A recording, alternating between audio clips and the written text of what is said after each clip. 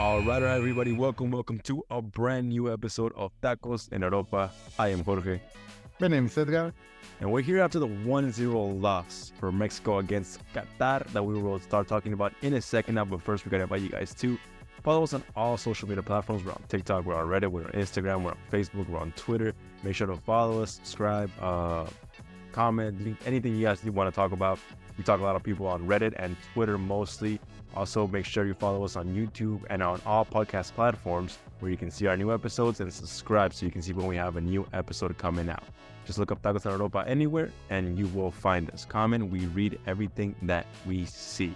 What 1-0 loss against Qatar. The first loss of the Copa Oro. The first loss for Jimmy Lozano. What do you think? Lamborjimmy crashed? But I don't know if crashed, but for sure it was leaking oil since like last week. At the last game it was beginning to show a little, but this time it was full on like failure in under the hood. Yeah, I mean, you don't have your main starting 11. He rests a lot of people because it's impossible to play them all games. Every single one of them, every single game, it's impossible. So I think the changes that he made that came in were... He was already qualified for the next round. If he doesn't rest the team in this game, he's never gonna try the other players. Never. Yeah, he has to do that. So then, like with the new lineup, you have a lot of players that don't really come out to show you everything.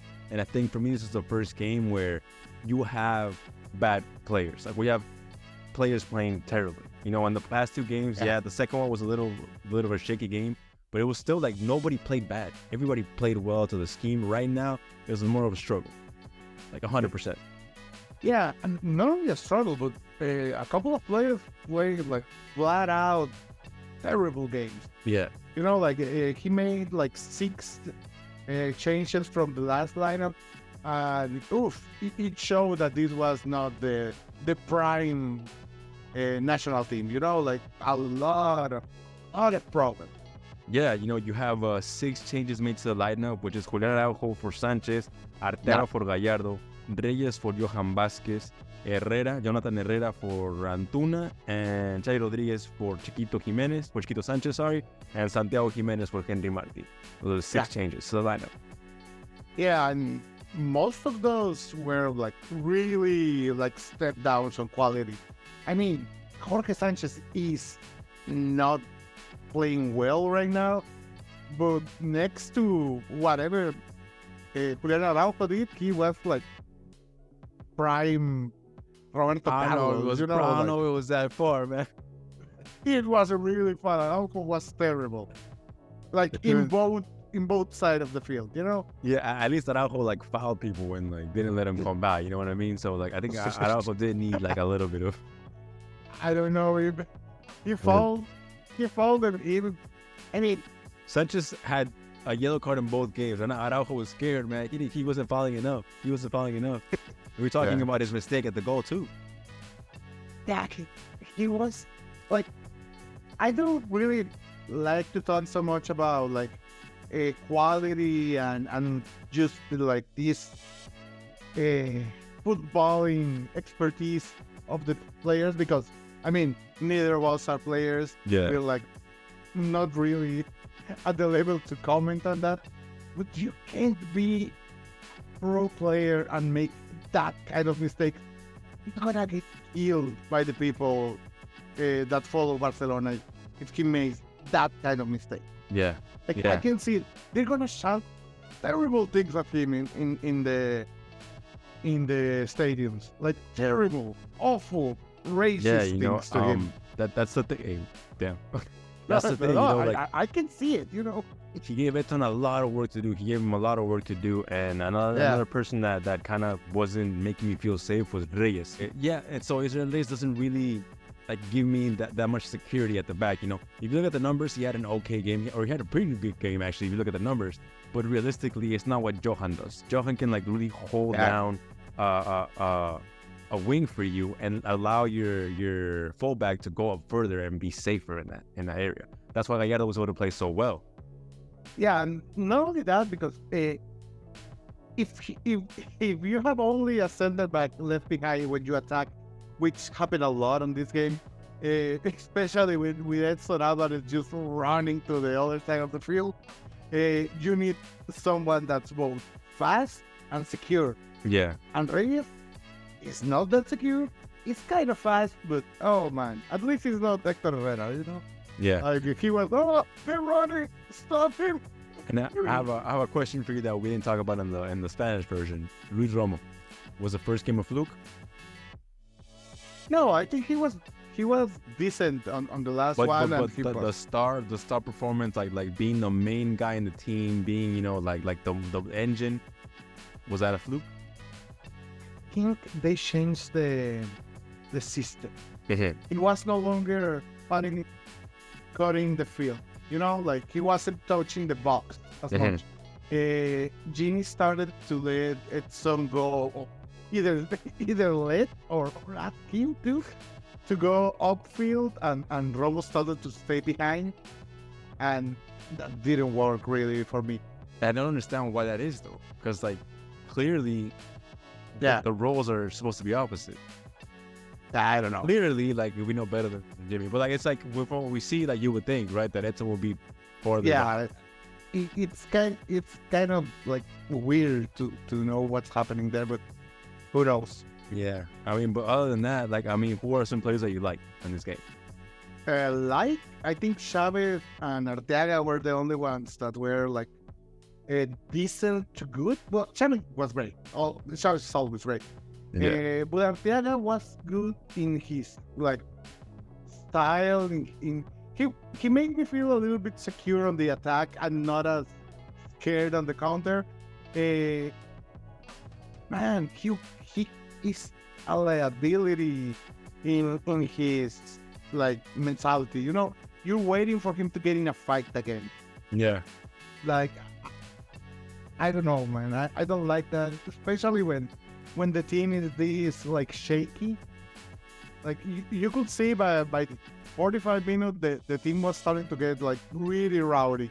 They were like desperate to get to the goal, and it was rough. Yeah, I like Edson, and then when Lainez came in, he did it great, man. Yeah. I think he moved a lot of stuff. So the changes that were made were Diego Lainez, Alvarado, Martin, Uriel Antuna, and Eddie Sanchez that came in the second half.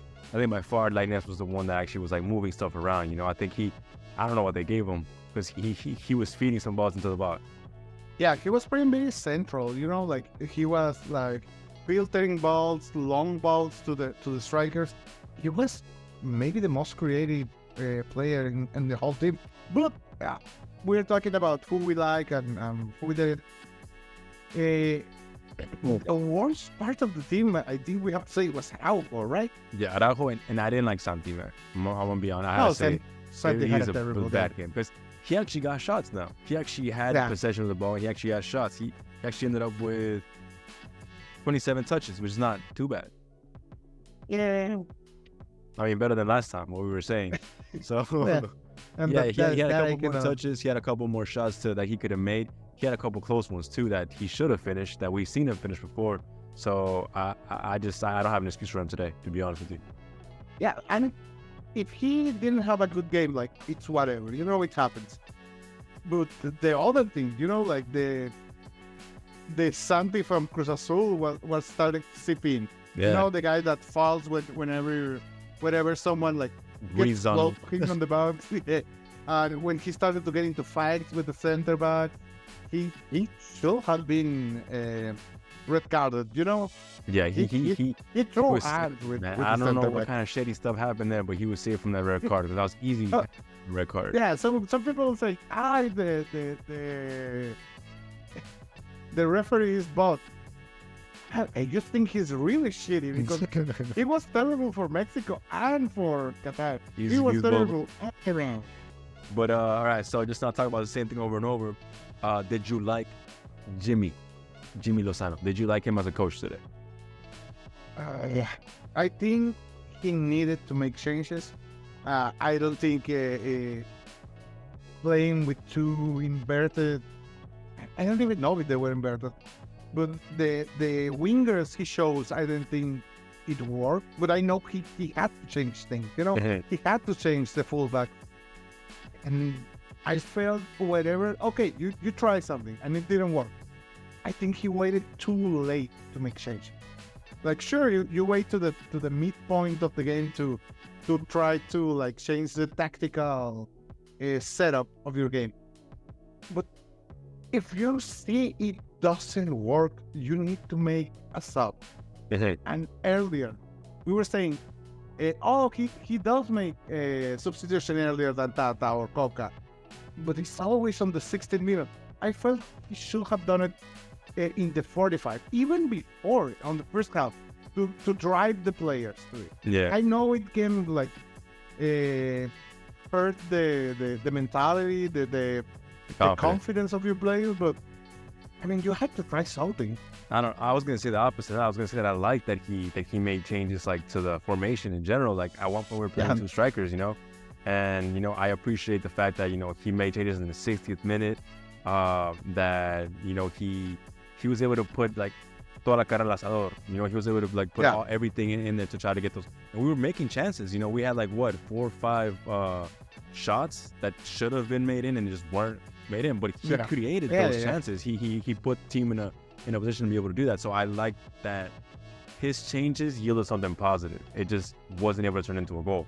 But yeah, I mean, I think it'd be cool to have a coach like that would like. I do agree that if somebody could see the game in the first half and say, you know what, that didn't work out, let me change the thing. Not necessarily like a sub, but just like let me change the players around. Like you come over here, like start manipulating the lineup if you know it's not working out. That would be cool to see. I'm not gonna lie, I would like that. Yeah, and we haven't had that since Osorio, Yeah, that was one of the good cambios Osorio. No, rotación. But yeah, so I think that's pretty much it. We lost. It was a waste. Like, let's go to something like happier. Tell me about our guys in the U23, in the 23, in the Central America. It's like not that much happier. We tied against El Salvador 1-1, but I mean, outside better. It is better, and also we have a goal from my guy Dylan Carrillo. He scores a tie for the 1-1. It's like this terrible control of the ball, and like a circles goal into the top bin of the goal, and it's beautiful if you look at it. But man, like I don't know, I just like seeing him do well, man. I think this guy's gonna be special, and it was amazing to see that. Especially because we desperately need wingers. Yeah, I don't want to put any pressure on him, so I'm not gonna talk too much. But I'm just saying, like, I like him, man. He's a good player. But other than that, it was a struggling game again for the U23, just like the last one. And right now, El Salvador and Mexico both advanced to the next stage of the competition, and they can even meet again in the final. So we'll see. I'm not too convinced yet about the coach for this team, but there's still a couple more tournament to go, so we'll see how that goes. But other than that, Ike, let me know what happened in the gossip column. What did you find this week? What kind of interesting news? In the gossip. Well, first, we have a couple of not really gossips. That is, Ochoa finally signs with Salernitana. He finally will be able to like bring his family over and stay over there. Great for him, great for Salernitana. And on the other side of the coin, Guti is finally signed with Chivas. Let's see. I hope he does well. It's sad for us, Les Tacos in Europa, but it is what it is. Good for Chivas, bad for us. Yeah. And finally, another 4 clubs in Spain were asking around for Julián Araujo from Barcelona, and Barcelona said, "Nah, we're not loaning him out." And well, that was before this game, maybe they're starting to change their mind. It could be enough to change your mind, man. And finally, Sevilla is in such a bad economic, monetary situation that they say that every player on the roster is up for sale if the price is right. And Monterrey heard that and said, "Oh, let's see about Corona, my Tecatito, let's get him back." And Jesus Corona said he'd rather be dead than come.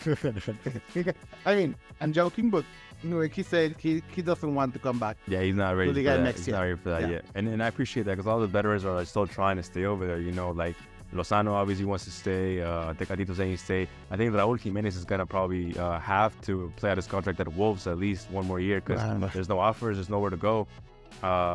So we do have some tackles that are staying that we thought weren't gonna go, but we did lose a lot that we thought were gonna stay too. Yeah. So it's gonna be a weird offseason. There's still a little bit to the window, so don't miss out. Be sure to listen here so you see all the news that we have been hearing. But yeah, just to not talk too much over, I think that's all we have for today. Be sure to see us on the next episode where we play. I don't know who we play yet, but it's gonna be on Saturday, if I believe, right? Yeah. Yeah. But other than that, is there anything else you want to talk about? Almost a week from now. Yeah, you gotta give us your rant. The rant you gave us in Spanish, you gotta do it in English. I mean, the Gold Cup and the whole of CONCACAF is a shit show. Like, completely from left to right, everything.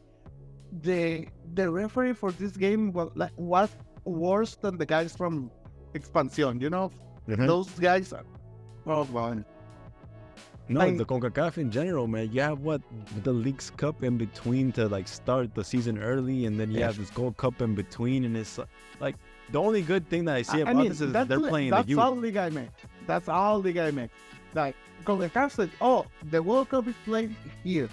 And Liga MX said, I don't care. We start them because the money cup is like next week, so. It's that's terrible. all we have to do. But the only positive thing is that we're getting some youth players out of this. They're getting some minutes for now, so at least. I mean, yeah, but I feel they're gonna burn out with these terrible games, you know? Yeah. Well, all right. Like I said, we will see you guys on Saturday for the next major team game. Be sure to listen to us and be updated on everything, national team and the youth national team. So we'll see you guys on Saturday. Have a good couple of days. I'm Jorge. My name is Edgar. We'll see you guys.